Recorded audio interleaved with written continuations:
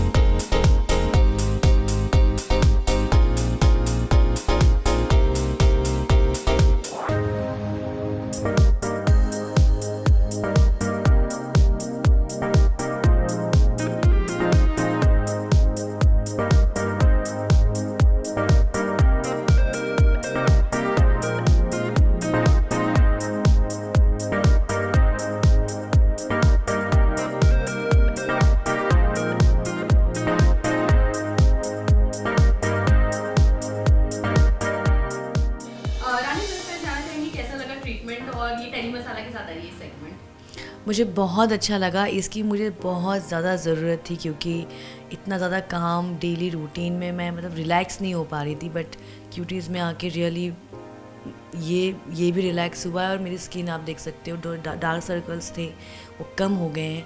मैं बार बार यहाँ आना चाहूँगी, और मैं तो आप सभी से कहूँगी कि एक बार ज़रूर आके ट्राई करें क्यूटीज़ में। Skin excellent. अच्छा रानी, आपने ये सेगमेंट एंजॉय किया, बट हम आपसे ज़रूर जानना चाहेंगे किस तरह इस जर्नी की शुरुआत हुई एक्टिंग में आना, और किस तरह आपकी फैमिली इस चीज़ के लिए राजी? एक्चुअली जैसे मैंने पहले कहा कि बहुत ही फिल्मी स्टोरी है मेरी। मुझे बचपन से ही डांस करने का बहुत ज़्यादा शौक़ था। तो और मेरी फैमिली मिडिल क्लास फैमिली से हूँ मैं। पापा जॉब करते थे, मॉम भी जॉब करती थी, हम 2 बहनें और 1 भाई। तो बहुत ही सिंपल सी फैमिली रही, लेकिन मुझे डांस का बहुत ज़्यादा शौक़ था। तो डांस मैंने कहीं से सीखा नहीं, बस टीवी में मैं माधुरी दीक्षित जी को देखती थी और उनको फॉलो करती थी। उनकी बहुत बड़ी फ़ैन हूँ मैं। एक बार ऐसा हुआ कि गणपति का फेस्टिवल चल रहा था, गणेश जी का, और वो डांस कंपटीशन एक रखा गया था। तो मेरी मम्मी को भी नहीं मालूम था कि मैं डांस करना जानती हूँ। तो मैंने अपना नाम लिखवाया कि मैं यहाँ आज डांस परफॉर्म करूँगी और जीतूँगी। जब मेरा नाम अनाउंस हुआ स्टेज पे, तो मेरी मॉम को किसी ने बोला कि आपकी बेटी ना डांस करने वाली है। मेरी मॉम ने बोला उसको डांस कहाँ आता है, वो कहाँ डांस करेगी। अरे नहीं, उसका नाम अनाउंस हुआ, जल्दी चलो जल्दी चलो। और मैं स्टेज पे जस्ट खड़ी हुई, बस मैं अपना गाना प्ले करने का वेट कर रही थी और मेरी मम्मी सामने, मेरी मम्मी से देख रही है मुझे, मतलब ऐसे कि सच में डांस करने वाली हो। कब सीखा है भाई, कहाँ से सीखा है। और गाना शुरू हो गया और मैं ऐसी खड़ी हूँ, मम्मी को देख रही हूँ। तो मेरी मॉम को लगा कि डर गई है, तो मेरी मॉम ने स्माइल किया और कहा डांस करो करो। और मैंने डांस किया और मैंने फर्स्ट प्राइज़ भी जीती। उसके बाद मेरी मॉम को मालूम पड़ा कि ये डांस में इसका काफ़ी मतलब शौकिया डांस करती है। मैंने डांस सीखा फिर, और शूटिंग देखने का मुझे बहुत शौक़ था। मैं शूटिंग देखने अक्सर जाती थी। तो मेरी एक फ्रेंडशिप हो गई थी, चूँकि मैं स्कूल में थी उस टाइम पे। तो मेरी फ्रेंडशिप हो गई थी के गोस्वामी जी से। टीवी के बहुत नामचीन एक्टर हैं के जी। उनसे मेरी अक्सर बातचीत होती रहती थी। एक दिन उनका कॉल आया घर पे कि एक्टिंग करना है। तो मेरी मॉम ने बोला कहाँ ये एक्टिंग करेगी, अभी तो बहुत छोटी है, तो स्कूल कर रही है। नहीं, अगर करना है तो एक फ़िल्म बन रही है, जाके एक बार डायरेक्टर से मिल लो और रानी को भी मिला दो। तो मेरी मॉम ने कहा कहाँ इसको कोई कास्ट करने वाला है। फिर भी मॉम लेके गई मुझे मिलाने के लिए, और ना मेरी मॉम को पता था ना मुझे पता था कि क्यों मिल रहे हैं, किस रोल के लिए मिल रहे हैं, किस फिल्म के लिए मिल रहे हैं। बस डायरेक्टर थे अजय सिन्हा जी, उन्होंने मुझे एक बात पूछी कि एक्टिंग कर लोगी। मैंने कहा कर लूँगी, क्योंकि मैं स्कूल में थी। मैंने बोला कर लूँगी। अच्छा, डांस कर लोगी? हाँ कर लूँगी। इतने ही 2 सवाल उन्होंने किए, और उसके बाद मुझे डांस स्टूडियो बुलाया गया और थोड़ा बहुत डांस देखा गया, और वहाँ मुझे बताया गया कि आप इस फिल्म की हीरोइन हो। मैंने कौन सी फिल्म है ये? कहा ससुरा बड़ा पैसा वाला, जो मेरी पहली फिल्म थी। तो इस लाइक मेरी फिल्मी स्टोरी, मतलब बहुत ही झट से चीज़ें हो गई। मैं उस वक्त 10th स्टैंडर्ड में थी। फिल्म शूटिंग करने तक भी हमको नहीं मालूम था कि ये फ़िल्म कहाँ लगने वाली है, कहाँ लगेगी, कौन देखेगा, कुछ पता नहीं। बस हमने शूटिंग की और उसके बाद वो फिल्म बहुत बड़ी हिट हुई। अच्छा, एक लंबा दौर आपने भोजपुरी सिनेमा में बिताया है रानी, कुछ एक्सपीरियंस आप शेयर करना चाहेंगी भोजपुरी सिनेमा का? क्योंकि उतार चढ़ाव हर किसी के इंसान की लाइफ में आता है। अगर आपने जब उस लाइफ में वो सारी चीज़ें फेस की, तो आप किस तरह उस सारी चीज़ों से निकली और वो एक्सपीरियंस आपको? बिल्कुल, एक लंबा टाइम गुजारने के बाद इंडस्ट्री में बहुत ऐसे एक्सपीरियंस मिलते हैं, जो अच्छे भी होते हैं, बुरे भी होते हैं। कई ऐसे लोग मिलते हैं जो आपको अच्छा सिखाते हैं, और कोई लोग आपको सबक भी सिखाते हैं, सबक देते हैं ज़िंदगी का। जब मैंने मेरी पहली फिल्म जब आ गई, बहुत बड़ी हिट हुई, और उस वक्त मुझे ये भी नहीं पता होता था कि सिल्वर जुबली किसे बोलते हैं, डायमंड जुबली किसे बोलते हैं, गोल्डन जुबली किसे बोलते हैं। मतलब कुछ नॉलेज नहीं था। बहुत कम एज में 14 ईयर की थी मैं उस वक्त। फिल्म आने के बाद था कि और फिल्में आएंगी तो मैं फिल्में करूँगी, मुझे हीरोइन बनना है, ऐसा वाला था।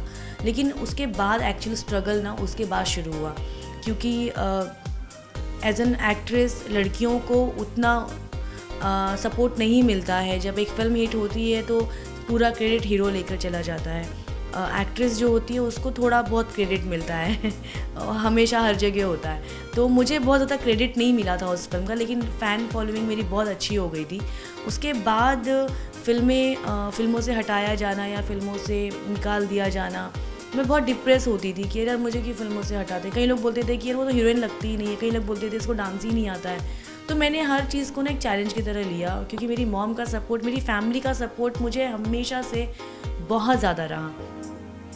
तो मैंने हमेशा चैलेंज की तरह लिया, और एक बात हमेशा सुनने को मिलती थी कि एक एक्ट्रेस का करियर सिर्फ 5 साल, बस 5 साल में एक एक्ट्रेस का करियर ख़त्म हो जाता है। तो वो बात इतने दिमाग में मेरे बैठ गई उसी वक्त कि अरे यार, मतलब 5 साल में ही करना है जो करना है, उसके बाद तो कोई पूछेगा ही नहीं यहाँ पे, 5 साल बाद मेरा करियर ख़त्म हो जाएगा।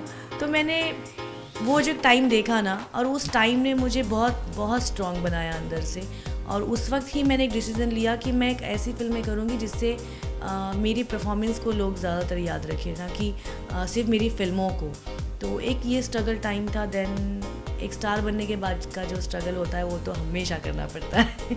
अच्छा रानी, स्ट्रगल की बात होती है, जब आप एक एक्टर होते हो तो आपका नाम भी बहुत जोड़ा जाता है, लिंकअप ब्रेकअप से Yeah, न्यूज़ आती है। yeah. जब आपके बारे में इस तरह की न्यूज़ आती थी, आप न्यूज़पेपर में पढ़ती थी, टीवी पर देखती, किस तरह का रिएक्शन होता था आपका? स्टार्ट में जब मेरा नाम जुड़ता था एक्टर के साथ, या मतलब को एक्टर के साथ, या विलन्स के साथ भी जुड़ जाता था तो मैं बहुत डर जाती थी मम्मी से कि अरे अरे मम्मी को मालूम पड़ेगा तो मम्मी मेरी पिटाई कर देंगी। मैं मॉम से बहुत डरती हूँ। लेकिन मेरी मॉम मिचियो ने काफ़ी धीरे धीरे जब समझ में आने लगा, अभी तो ऐसा है कि मतलब अभी इतना ज़्यादा लाइटली हो गया है ना कि किसी हद में अपना नाम सुनती हूँ तो बोलती वाह क्या सुना, और बताओ ना तो ऐसा होता है। स्टार्ट में तो मैं रो पड़ती थी कि नहीं नहीं मेरा कुछ भी नहीं है, नहीं मैं तो सिर्फ ऐसी बात कर रही थी, इस हिसाब से था। तो अपने आप जब आप टाइम गुजारते हो यहाँ पे तो अपने आप एक माइंड सेट हो जाता है, और अभी तो बहुत ही लाइटली हो गया है कि जोड़ो जिसके साथ जोड़ना है यार। अच्छा रानी, जैसे आपने एक बात कहा कि एक्ट्रेस का जो पीरियड होता है वो 5 साल का होता है, 5 साल वो पूरा टेक ओवर करती है एक लाइन को। लेकिन अब अगर मैं बात करूँ तो क्या ये सच में आपको ऐसा लगता है कि आपका दौर खत्म हुआ है, किसी दूसरे का दौर अब आया है, या अब भी आपका दौर चला रहा है? देखिए, हर एक्टर का ना एक टाइम पीरियड होता है जिस टाइम में वो बहुत ज़्यादा फिल्में करता है, या एक एक्टर की जो जर्नी होती है ना, स्टार्ट में कमर्शियल फिल्में ज़्यादातर वो साइन करते हैं, फिर एक लंबा टाइम गुजारने के बाद ना ऑडियंस भी चाहती है कि ये कुछ चेंज करे, और एक एक्टर के मन में भी आने लगता है। तो दौर तो कभी किसी का ख़त्म नहीं होता, और अच्छे एक्टर का दौर कभी ख़त्म नहीं होता। वो साल में 1 फिल्म करें या साल में 2 फिल्म करें, वो अपनी पोजीशन पे जमे रहते हैं। जैसे मेरा खुद एक अपना पर्सनल एक्सपीरियंस है। मेरे 5 साल सुनती थी मैं, अब 15 साल हो गए, कैसे गुजर गए पता ही नहीं चला, कितनी सारी फिल्में की। तो एक टाइम मेरे लाइफ में आया 2-3 साल पहले कि मुझे ऐसा फील हुआ कि सिर्फ रूटीन चल रहा है मेरी लाइफ में, मतलब रूटीन फिल्में कर रही हूँ, रूटीन चल रही हैं चीज़ें। तो चूज़ी हो गई मैं, थोड़ा कमर्शियल पॉइंट ऑफ व्यू से हट के थोड़ा सा मीनिंगफुल फिल्में करने लगी। तो दौर तो और देखिए, दौर कमर्शियल फिल्मों का हमेशा रहता है। अगर मैं कमर्शियल फिल्में अभी भी करूँगी तो लोगों को लगेगा कि हाँ छाई हुई है, लेकिन जो मीनिंगफुल फिल्में होती हैं वो साल में 1-2 बार ही आती हैं।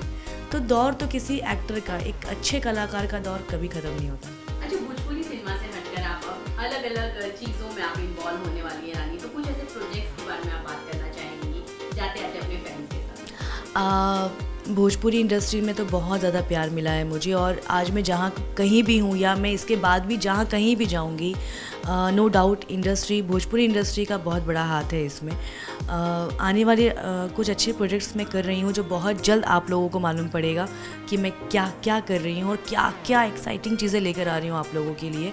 खुद मेरे लिए भी बहुत नया है, तो बस मैं आप लोगों का सपोर्ट चाहती हूँ। जिस तरह से मुझे मेरी इंडस्ट्री में, भोजपुरी इंडस्ट्री में प्यार मिला है, तो अब जब मैं नई इंडस्ट्री में जा रही हूँ तो मैं बस इतना चाहूँगी कि आप, खासकर मीडिया, मुझे बहुत सपोर्ट करें और बहुत ज़्यादा प्यार करें।